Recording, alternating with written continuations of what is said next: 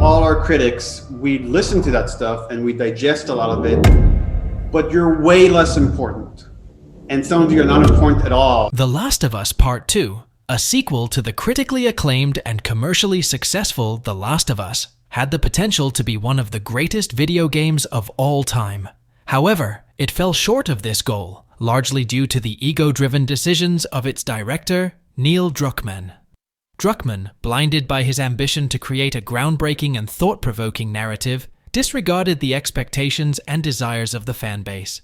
He crafted a story that was overly bleak, unnecessarily divisive, and ultimately unsatisfying.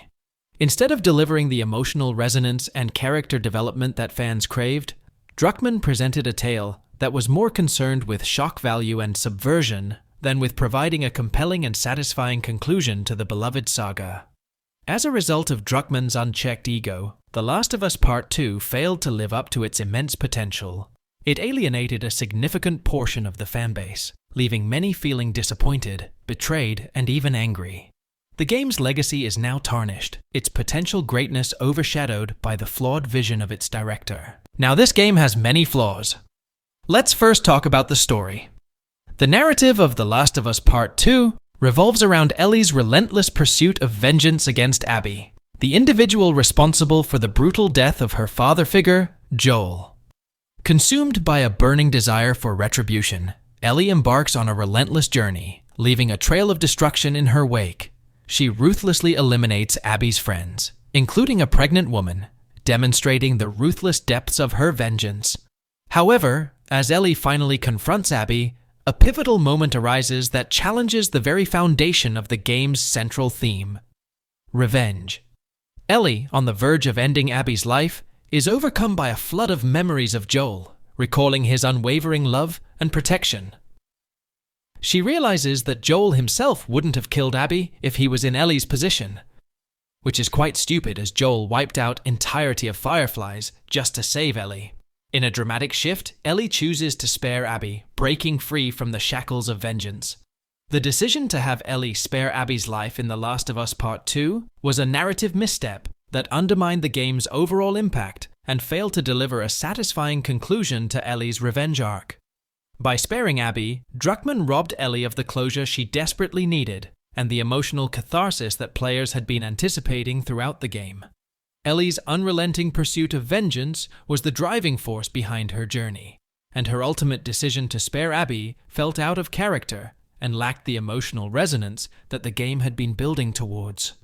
This narrative choice alienated a significant portion of the fanbase who felt that Ellie's forgiveness of Abby was a betrayal of Joel's memory and a disservice to the thematic exploration of revenge that had been central to the story. Moving on from the story part, the game often compels players to engage in actions that conflict with their personal preferences and emotional connections to the characters. Playing as Abby is one of them. The decision to force players to spend a significant portion of the game playing as Abby, the person responsible for Joel's death, was another narrative misstep that added to the game's divisive reception. By forcing players to empathize with Abby, Druckmann essentially asked them to condone her actions and overlook the pain she had inflicted upon Ellie. The extended gameplay segments, as Abby felt like a distraction from the central narrative arc of Ellie's revenge story.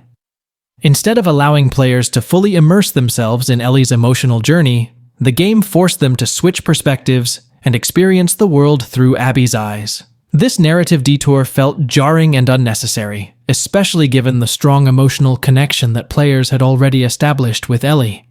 Furthermore, the attempts to portray Abby as a sympathetic character were largely unsuccessful. Her actions, particularly her brutal murder of Joel, were too heinous to overlook, and her backstory, while providing context, did not absolve her of her wrongdoing.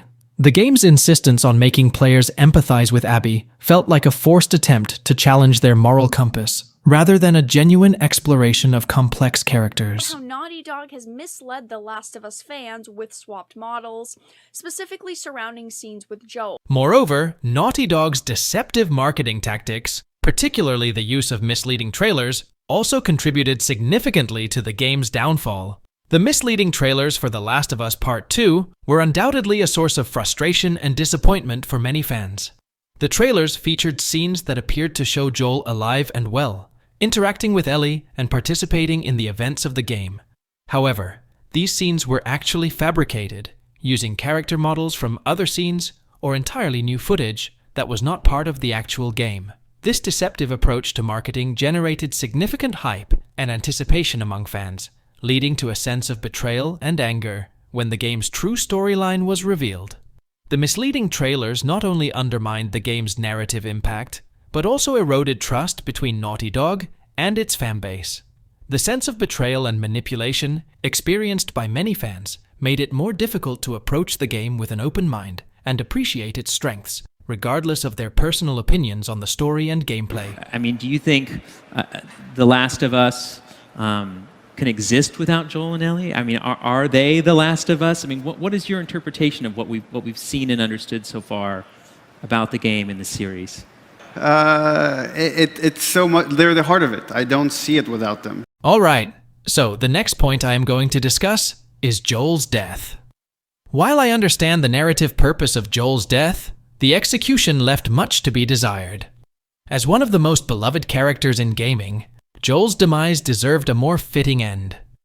Personally, I would have preferred to see him go down in a blaze of glory, sacrificing himself. Instead, he was brutally beaten to death with a golf club, a scene that many found both shocking and disrespectful. The manner in which Joel was tricked into this encounter further marred the experience for fans. Having played the first game, we know that Joel was a cautious and experienced survivor, unlikely to reveal personal information to strangers. Yet, in this instance, he inexplicably lowered his guard, allowing himself to be caught in a deadly trap. This jarring departure from Joel's established character, coupled with the misleading trailers and interviews suggesting his survival, left many fans feeling betrayed and disillusioned. The game's creators, Neil Druckmann in particular, should have been more transparent about Joel's fate, preventing such a strong negative reaction. Now, many people will wonder, Neil Druckmann was the same guy who worked on the first part, and it was a hit. Then what happened to him in the second part? Why did he fumble so bad? Now, the reason is, Neil Druckmann was like this from the very start.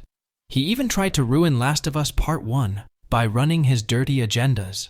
He wanted to make Part 1 a revenge story in which Tess would have come after Joel and ultimately kill him. If it wasn't for Bruce Starley who kept Neil in check, we would never have seen the great father-daughter relationship between Joel and Ellie in the first game.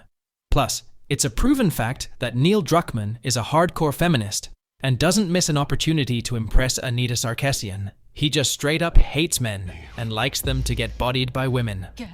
Uncharted 4, another project he worked on, is an example. He made Nadine beat the shit out of Nathan Drake, a man who can take out an entire trained army. That sums up what kind of man Neil Druckmann is. He doesn't care about his fans. All he cares about is running his agendas and impressing other parties through video games. So that's all for this video, guys. If you have enjoyed my content, make sure to like the video and hit that subscribe button, as it will help support the channel. I will now meet you guys in the next video. Till then, peace out.